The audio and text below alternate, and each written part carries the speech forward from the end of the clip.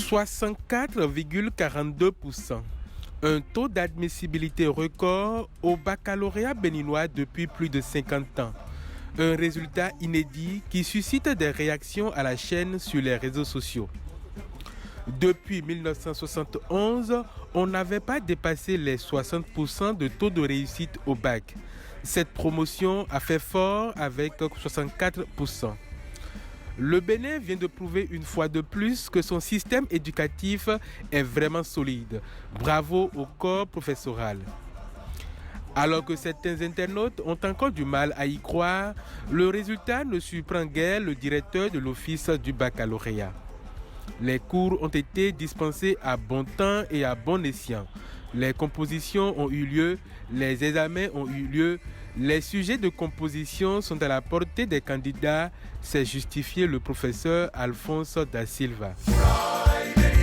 Après l'euphorie du succès au bac, vient l'angoisse du choix de la filière universitaire. Sur le sujet, la toile béninoise est divisée sur fond de comparaison des écoles et facultés. La polémique naît de ce tweet aux allures de contre-publicité.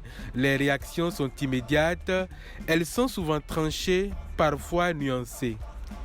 Mais pour cet internaute avisé, la première chose à faire avant de savoir dans quelle filière s'inscrit à l'université, c'est de chercher à comprendre ses propres aspirations.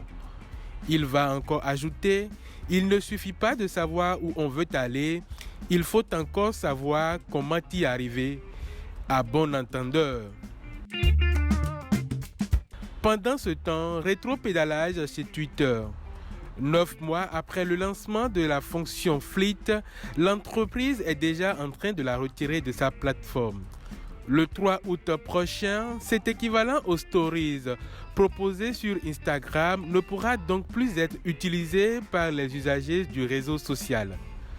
Nous espérions que les fleets encourageraient davantage de personnes à se joindre à la conversation, mais ce n'est pas le cas, a expliqué l'entreprise avant d'ajouter que la plateforme se concentrera sur d'autres améliorations.